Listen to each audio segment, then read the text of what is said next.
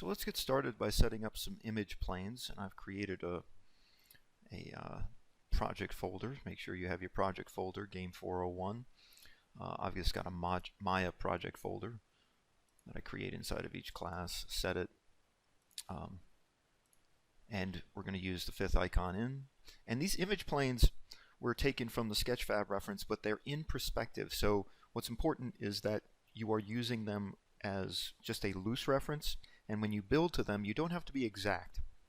If you are going to try to match proportions, you should just try to match it from one point of view, and I'll probably use something like the side point of view to match the proportions, but I'll be constantly looking at the other points of view just to make sure that the general shapes and general proportions are the same. Again, they have perspective built into them because they were taken from a perspective camera, but they aren't, so they aren't going to be literal orthographic projections of the image. So we're going to be working somewhat loosely to them. So I've got a module 2 cart folder that I've provided you, and in this perspective viewport, we're going to use the 3/4 front. You can also bring in the 3/4 rear if you want, but this is just going to be our general reference. In the channel box, I'm going to bring the size down by dragging the size X and Y, holding Control, and just scaling it down like this. Just going to keep this over as kind of like a postcard in the upper left-hand corner as I'm building things. Always use reference. That's going to be one of the things we do in this class. The other thing I can do is Control A, and I can have it looking through this camera, not in all the views.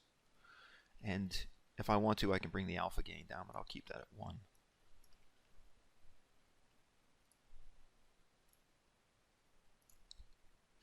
Okay, next thing is to bounce out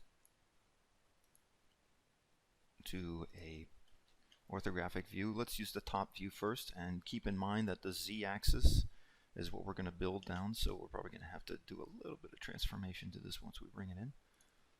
I'm going to go back in there and grab the top view, and the top view is facing down the x-axis. We're going to want to rotate this, and this is going to be a transformation. This isn't going to be anything that we adjust in the properties of the image plane.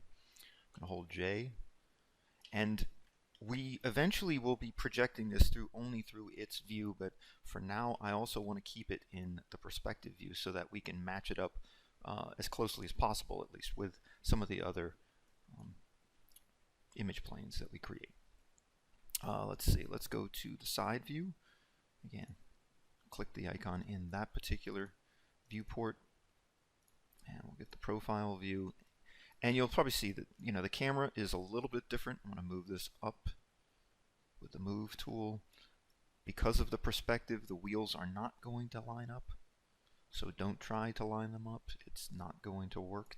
You can scale this image a little bit to try to bring out the relationship between the front end and some of the work, but again, I would just say use it as a loose guide.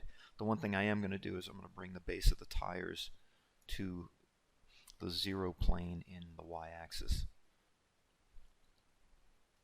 And then finally I'll go into the front view and I'll do the same thing with the front view. And we can see it in all 3 views. You can bring this up.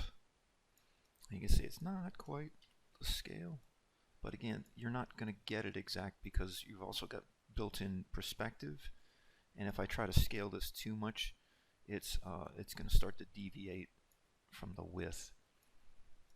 So just as a guide, as a matter of fact, I might bring this up more to match the steering column and the wheel and everything like that.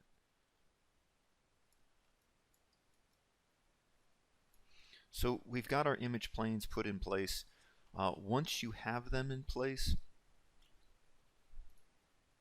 you can always select the image plane and you can lock all your channels once you get everything set. I'm going to leave them alone just for now, but if you need to lock them down, you can select all of them. Right click and lock selected. You'll get a gray little color indicator next to each input. But we didn't affect any of the inputs in these particular image planes, just the one under perspective window. But we can also just have this looking through the individual cameras. Cleans up our perspective viewport, so we just have the finished sort of 3/4 view. And what I'll constantly be doing is kind of moving it over to here just to sort of get a nice sense of the proportions, because this too can be a good little check for that. And then while I'm in here, I'll probably be building things out mainly according to the profile view or the top view, because those have a nice sort of shape breakdown from their points of view. So going to be doing a little bit of back and forth between checking proportions, checking the size of things. So with this we can get started.